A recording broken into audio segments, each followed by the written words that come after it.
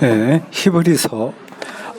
히브리서가 좀 까다로운 성경이에요. 이게 유대교 인들 중에서 디아스포라가 있잖아요. 이제 그들은 유대교적인 전통이 있으면서 동시에 그리스 전통에 있습니다. 그들 중에서 그리스도인들이 된 사람이 있어요.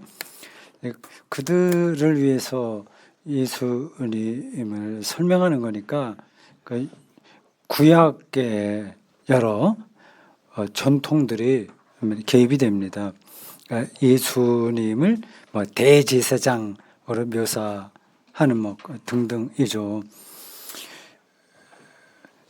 오늘 그 설교 본문에서도 그 좀 까다로운 이야기들이 좀 많이 있었습니다. 뭐 천사도 나오고 그렇게 되죠. 뭐 다 그 히브리서를 받아볼 사람들의 그 삶의 자리를 전제한 이야기입니다.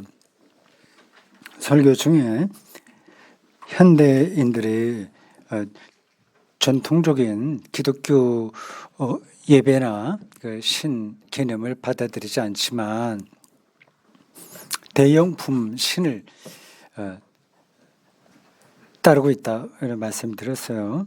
뭐 가장 전형적인 것은 자본 숭배입니다. 자본주의가 절대적인 이데올로기로 지금 작동하잖아요. 그러니까 그게 신이죠, 말하자면.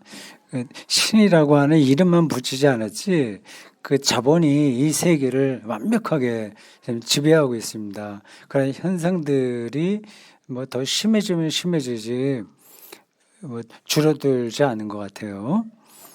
네, 그런 것들을 대형품 신, 유사 종교 그렇게 말한 겁니다. 네, 그런 것들을 유사 종교라고 얘기하는 그 이유가 뭐 여러 가지 있긴 있겠습니다만 일단 그게 절대적인 이데올로기로 작동한다는 게 가장 큰 이유겠죠. 그리고 그게 나름으로 우리에게 좀 매력적이라고 하는 겁니다.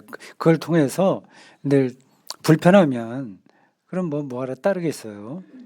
어떤 좋은 점들이 있는 겁니다. 바알, 아세라 신상을 섬기던 유대인들에게도 그 바알이 주는 어떤 메리트가 굉장히 강력했거든요.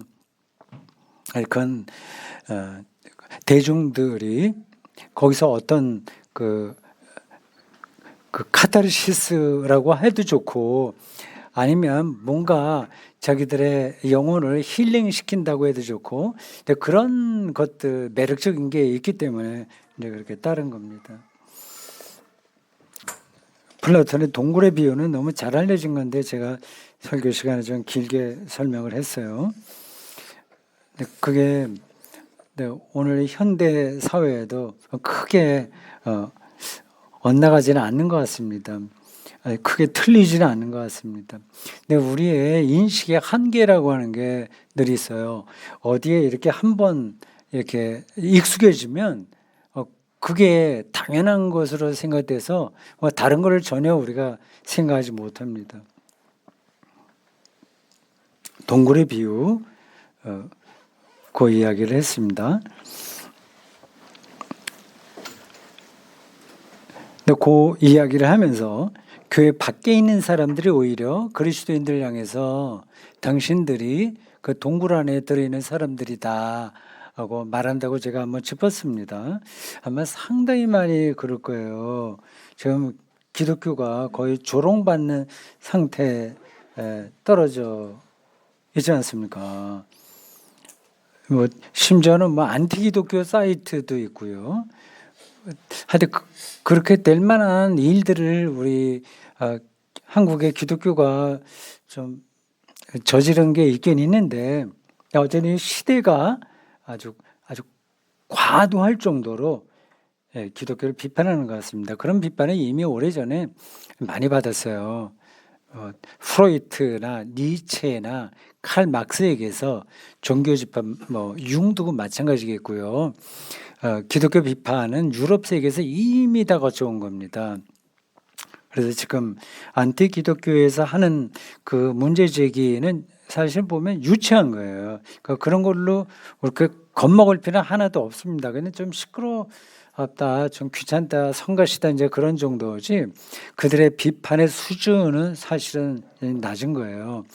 그리고 그러한 18세기, 19세기에 있었던 기독교 비판만이 아니라 아마 초기 그리스도교 시대부터 기독교는 계속해서 그런 비판을 받았습니다. 검증받았어요.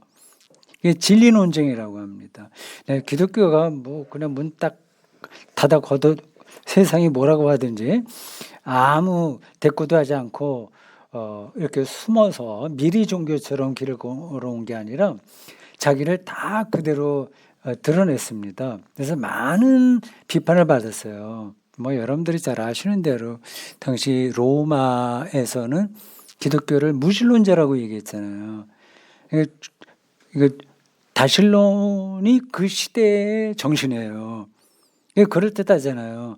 모든 것들이 다 곳곳에 다 신이 있는 게 맞아요. 그들이 볼 때는 뭐 그리스 신화에서도 이제 보듯이요. 그래서 그리스도교 공동체를 향해서 예수 너희들이 믿는 거 좋다. 우리 그 만신전 판테온 뭐 이런데 그럼 예수도 하나의 신으로 모시면 되지 않을까? 뭐 그런 정도로 타협이 될 수도 있었습니다. 네, 기독교는 지금 완전히 반대한 거죠. 그러니까 역사적으로 기독교가 많은 비판을 받았어요. 거기는 이제 정당한 비판도 있고 잘못된 비판도 있는데 어쨌든 그걸 다 거쳐왔다. 그걸 뭐라고 표현하나? 하여튼 들판에서 모진 고난을 겪고서 여기까지 생존한 종교죠. 지금 안티기독교에 대해서 아무리 걱정하지 않으셔도 됩니다. 뭐 자투사라든지 뭐 집단적 노예로제라든지 뭐 종교는 아편이다, 뭐 그런 등등의 이야기들을 많이 하지 않았습니까? 근데 그런 것에 관한 핵심은 아시겠죠? 기독교가 18세기, 19세기, 17세기부터인가? 하여튼 18세기, 19세기 주로 그렇게 많이 비판을 받는 핵심은 이겁니다. 기독교가 생명을 위축시킨다고 하는 거예요. 생명력을. 반생명적이라고 하는 거죠. 그런 비판을 받을만 하기도 좀 했습니다. 근데 그거는 이제 기독교를 다 몰라서 그런 거고요. 그리고 기독교가 그 시대에 좀 잘못한 좀 일들도 있고 해서 그런 거지, 기독교 근본으로 들어가게 되면 기독교만큼 생명지향적인 게 없습니다. 아까 한스 킹이 이야기했죠. 지금 강독 뭐 14번째까지 했나? 근데 나는 무엇을 믿는가? Was ich glaube. 독일어 원서 제목이에요. Was ich glaube. 내가 믿는 것. What I believe. 예요. 근데 거기에 키워드가 레벤입니다. 생명, life. 삶에 대한 신뢰부터 시작하는 거예요. 그러니까 기독교가 얼마나 생명지향인지 아신 거죠. 구원도 결국은 생명지향적인 거거든요. 하나님에게 구원이 있다고 하는 거죠. 그게 얼마나 설득력이 있느냐 하는 거는 우리가 더 이제 변증을 해야 되겠죠. 영화 미량 이야기를 했습니다. 혹시 미량 보신 분 계세요? 전 다를 보지 못했는데 주제를 굉장히 정확하게 짚어낸 것 같아요. 그 감독이 그리스도교가 이야기하는 그 죄 용서라고 하는 게 이게 너무 뻔뻔하다 이제 그 얘기 아닙니까? 하나님 앞에 용서받으면 사람 앞에서는 책임을 안 져도 되는 그러한 그 약삭빠른 인간형이 기독교의 그 죄론에 길든 사람들의 모습인 거죠. 그 비슷한 건 많이 있어요. 뭐 그냥 구체적으로 예를 들자면 지금은 좀 덜 하겠습니다만 옛날도 아니죠. 뭐 제가 젊었을 때 뭐예요? 고아원 있잖아요. 지금은 고아원이라고 안 하고 이제 다른 얘기로 하는데 그걸 기독교인들이 많이 했습니다. 장로들이 되죠. 그래서 국가에서 뭘 지원을 받잖아요. 그걸 이제 다르게 사용하는 거예요. 땅도 사고 뭐 다른 거예요. 그럼 자기는 이제 자선 사업을 한다. 이름을 하는 거죠. 그런 교회 지도자들도 많았고요. 어떤 기업을 운영하는데 그 노동력 이거를 이제 정당한 대우를 하지 않고 하는 교회 장로들도 많았습니다. 이건 이제 앞뒤가 맞지 않는 거죠. 밀양에서 그거를 아주 정확하게 짚은 것 같습니다. 설교 중반 조금 넘어가서 그 하나님 나라가 가까이 왔으니 회개해라 그 이야기를 하면서 이제 불난 거를 비유로 들었어요. 불난 거. 불이 났을 때는 체면이고 뭐고 아무것도 없어요. 그냥 집을 뛰쳐나가서 생명을 유지해야 되는 겁니다. 제가 언젠가 그 세례 요한하고 예수님의 메시지가 어떻게 다른가를 설명한 적이 있어요. 두 분 다 하나님 나라를 선포했습니다. 똑같이요. 바실레이아 두 때우예요. 근데 세례 요한은 하나님 나라가 가까이 오고 있으니까 준비해라 이게요. 그러니까 도덕적으로 변화되는 거예요. 좀 똑바로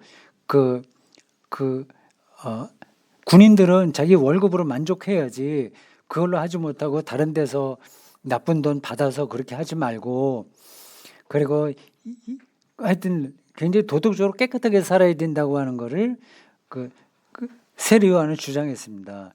그러니까 이제 하나님 나라가 폭풍이 앞으로 오니까 집도 탄탄하게 해야 되고 밧줄로 묶어야 되고 창문도 뭐를 준비하고 해야 되잖아요. 그게 이제 세례 요한의 메시지, 세례 요한의 설교의 핵심이라고 말씀드렸습니다. 근데 예수님이 말씀하신 하나님 나라는 앞으로 오기 때문에 준비하라가 아니라 이미 우린 그 안에 들어가 있다는 얘기예요. 폭풍 안에 들어가 있어요. 여기서는 뭐 어떻게 해야 돼요? 뭐 집을 창문을 고정시키고 뭐하고 밧줄로 묶고 할 틈도 없는 거예요. 그냥 거기에 자기를 맡기는 겁니다. 폭풍에. 폭풍 바람에. 이 비유가 정확하게 되는지 모르겠어요.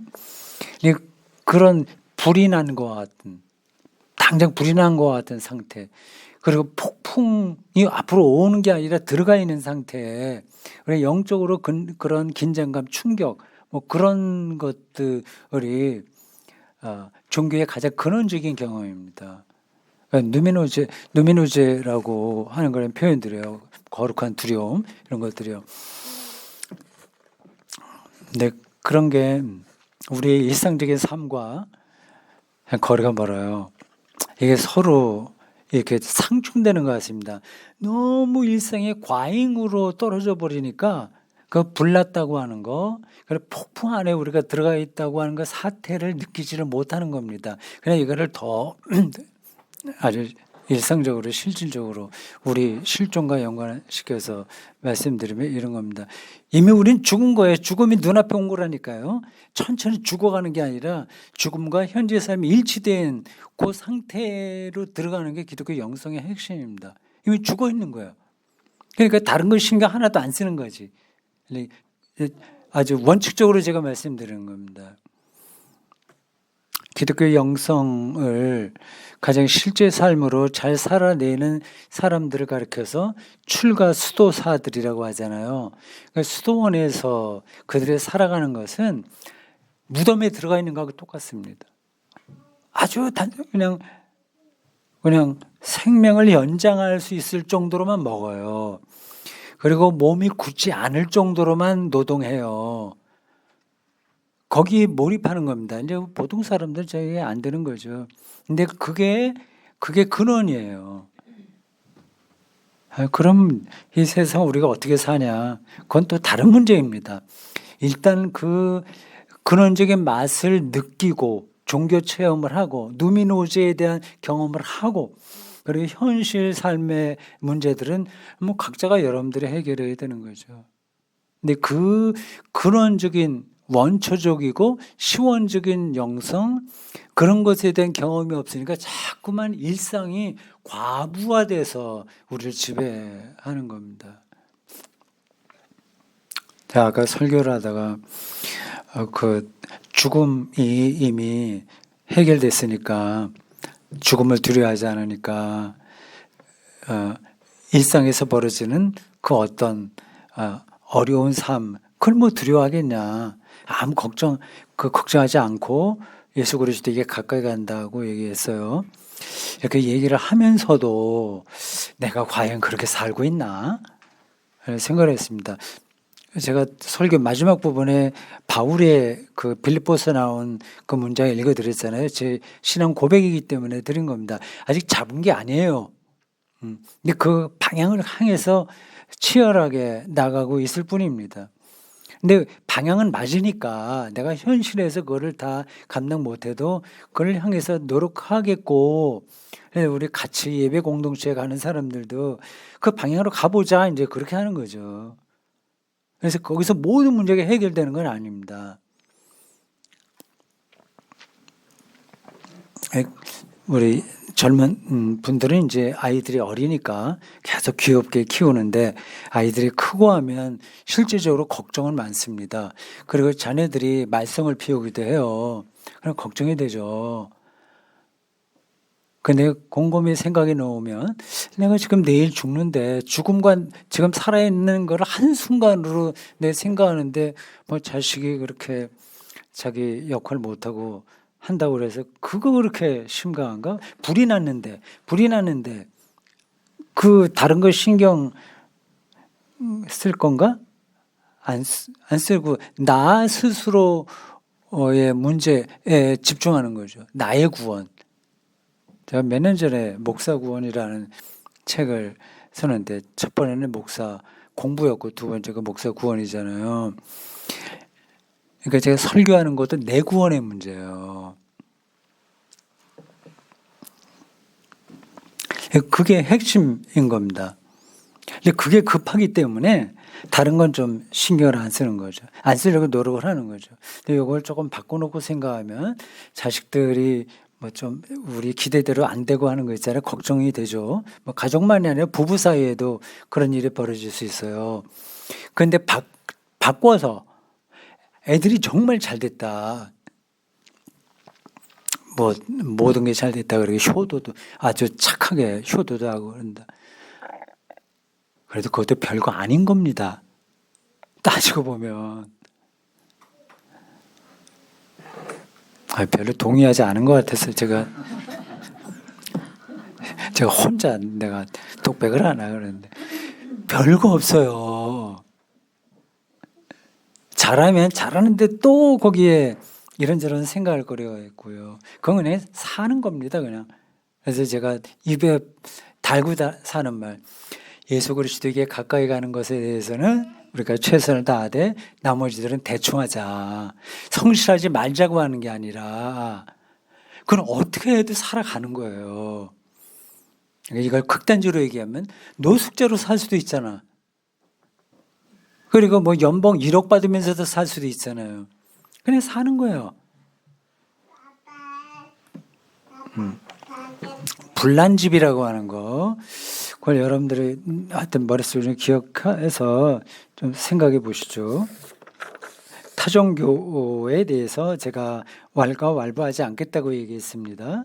타종교회들 중에서 상당히 정신훈련이 된 사람들은 우리가 따라가지 못할 정도로 죽음을 초월합니다. 그건 알아요. 죽기 전에도 그러한 경지에 도달한 사람들이 많이 있더라고요.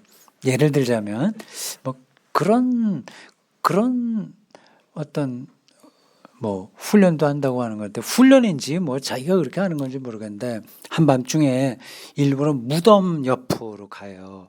거기서 밤을 새는 거예요. 네, 그래서 자기 정신력이 그만큼 깊다. 그러니까 죽어있는 사람하고 자기하고 별거 차이가 없다. 그런 생각으로 그렇습니다. 그 뭐예요? 그 유명한 어떤 선상가 그분이 중국으로 불교 도를 배우러 가다가 하룻밤 자다 목이 말라서 옆에 물이 있어서 한 잔 마시고 아침에 봤더니 해골 속에 있는 물이었어요. 그걸 깨닫고 이게 죽음과 삶이 종이 한 장이구나. 내가 굳이 중국으로 와서 뭐 공부할 필요 있나? 그래서 다시 돌아왔다는 그런 얘기가 있습니다. 얼마나 정확한지는 제가 그 맥락을 다 모르는데 그냥 흔적으로 남아있는 그런 이야기예요. 그렇게 훈련을 받는 타종교인들이 분명히 있습니다. 난 그런 분들에 대해서 왈가왈부하지 않겠다고 하는 거예요. 그러니까 타종교 문제에는 배척할 것도 없고 그들을 부러워할 것도 없어요.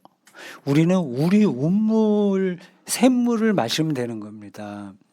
근데 이 종교, 저 종교, 이 종교 종합해서 굉장히 높은 단계에 올라가는 건 없어요. 그런 거는. 그러니까 혼합주의라고 해서 그건 아예 가능하지 않은 겁니다. 그러니까 우리는 이 그리스도교 전통이라는 영적인 샘물 속으로 선택을 받았는지 우리가 선택했는지 그건 두 번째 치고 이미 여기로 들어섰어요. 그러면 이 샘물 맛을 정말 알고 죽어야 되지 않겠습니까? 그 얘기예요. 제가 뭐 매주 설교할 때마다 하는 얘기가 뭐 그거 하나죠. 다른 게 없어요. 타종교를 무시하지 말고 그렇다고 해서 부러워할 것도 없다. 우리는 우리의 길을 간다. 우리의 길만 가기에도 시간이 너무 부족해. 정말 너무 부족해요. 아직까지도 저도 뭐 70살 될 때까지 20살로서부터 70살까지니까 신학 학부 들어가면서 50년 동안 계속 이 교회 안에서 살았고 신학책 읽고 그래 일반 목사들보다는 조금 더 열심으로 한쪽에 속했는데도 불구하고 아직까지 어린애 같아요. 기독교 전체 큰 흐름에서 볼 때 갈 길이 먼 거죠. 그래서 이게 다행이야. 이제는 내가 대충 알았으니까 이 정도 하면 됐지가 아니라 아직도 마시고 싶고 맛을 보고 싶은 그런 갈망이 거룩한 갈망이라고 할까요? 뭐 그런 게 남아있어서 참 다행이라고 생각합니다. 설교 거의 후반부에 죽음을 관통하여 종말론적 생명으로 변화된다고 하는 거 그리고 종말론적 생명은 세상 마지막 때 그 실제가 드러날 하나님의 생명이다. 그렇게 얘기하면서 구체적인 것은 우리가 아직 모른다. 그렇게까지 얘기했죠. 그게 도대체 뭔가 그럼 모르는 걸 뭐하러 자꾸만 설교하냐 그런 말도 되고요. 근데 완전히 모르는 게 아니에요. 근데 내가 뭐를 더 보충한다 그랬죠? 그런 얘기 이제 생각이 났네요. 모른다고 하니까 그건 세상에서 얘기하는 과학, 자연과학, 사회학, 사이콜로지, 들어 뭐 정치, 경제학, 뭐 이런 것에 비해서 기독교가 얘기하는 거는 근거가 불확실하네. 그런 말에 속지 말라는 얘기예요. 주눅들지 말라는 얘기입니다. 이 세계 아는 건 아무것도 없어요. 예? 그 자연과학 내가 여러 번 얘기했으니까 안 해도 되죠. 아시죠? 첨단의 물리학이나 어떤 세계에 들어간 사람들도 이게 뭐지? 이 물질이 뭐지? 이게 왜 이렇게 작동하지? 그걸 모르는 겁니다. 궁금하니까 자꾸만 연구를 하는 거예요. 마르쿠스 가브리엘의 책, 그 3권짜리 제가 여러 번 우리 조금 신학이나 인문학 뭐 이런 데 관심 있는 분들은 필독서라고 얘기했잖아요. 세상은 왜 존재하지 않는가? 인간은 뇌가 아니다. 그리고 또 하나는 뭐죠? 기억이 안 나네요. 거기서 얘기하는 핵심이 그겁니다. 이 세계가 왜 존재하지 않냐? 존재하지 않는다는 얘기가 아니라 우리가 아는 그 장의 필드가 각각 다 다르기 때문에 그 하나의 필드만 알아서는 이 세계는 없는 거다. 그 얘기예요. 그만큼 이 세계가 신비롭다고 하는 겁니다. 그러니까 기독교가 여태까지 구약까지 합하면 3천 년 동안 그 유이신 하나님을 향해서 그리고 삼위일체 하나님까지 쭉 여태까지 내려왔잖아요. 근데 그게 물리학이나 뭐 자연과학에 비해서 약간 그 어떤 근거들, 어떤 바탕들이 부족한 게 아닙니다. 이거를 여러분들이 더 확신을 가져도 좋아요. 이 세계가 그렇게 몇몇 전문 분야가 얘기하는 것으로 다 해결되는 게 아닙니다. 그래서 이제 뭐 자연과학이나 다른 데서 기독교에 대해서 비판하는 거 이런 것에 대해서 겁먹지 말라는 겁니다. 리처드 도킨스 같은 사람들이 뭐 이기적 유전자 혹은 만들어진 신 얘기하는데 그건 거의 그 일부만 아는 사람이 그러니까 그 온물 안에서 자기가 아는 건 많아요. 그러나 바깥의 세계까지 재단하는 태도이기 때문에 정직한 과학자로서는 볼 수가 없습니다.